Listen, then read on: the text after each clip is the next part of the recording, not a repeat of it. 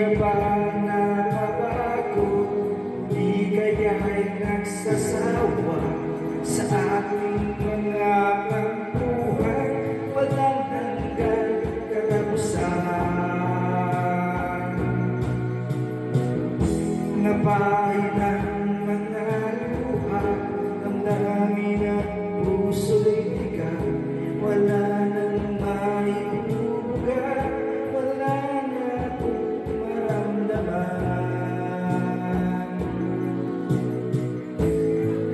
Kung tunay tayong nagmamahalan, bakit di tayo magkasundo?